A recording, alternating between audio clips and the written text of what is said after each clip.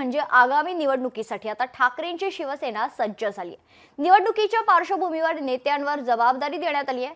संजय राऊत, सुभाष देसाई, राजन विचारेंसह 12 जणांचा यात समावेश असणार आहे। जबाबदारी करता दिलेल्या भागाची माहिती देखील मागवण्यात आलेली आहे। ते 19 जून पर्यंत अहवाल सादर करण्याचे आदेश देण्यात आले।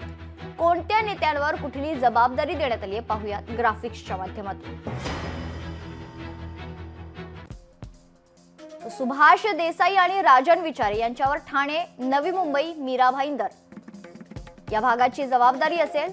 संजय राऊत यांच्याकडे पुणे, पिंपरी चिंचवड, नाशिक, मालेगाव आणि जळगाव शहराची जबाबदारी देण्यात आली आहे। अनिल परब, संजय राऊत यांच्यावर धुळे आणि अहिल्यानगरची जबाबदारी देण्यात आली आहे।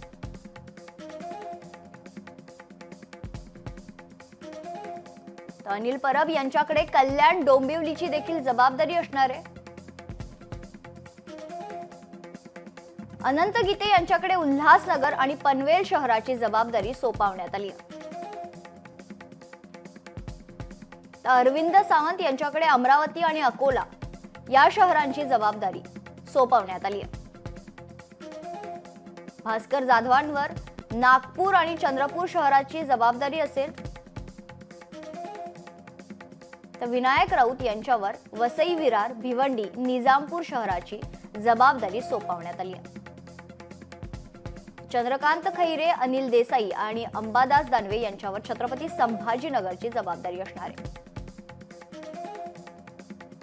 चंद्रकांत खैरे यांच्याकडे लातूर आणि सोलापूरची जबाबदारी देखील देण्यात आली आहे। अंबादास दानवे यांच्यावर परभणी, जालना आणि नांदेड शहराची देखील जबाबदारी सोपवण्यात आली आहे।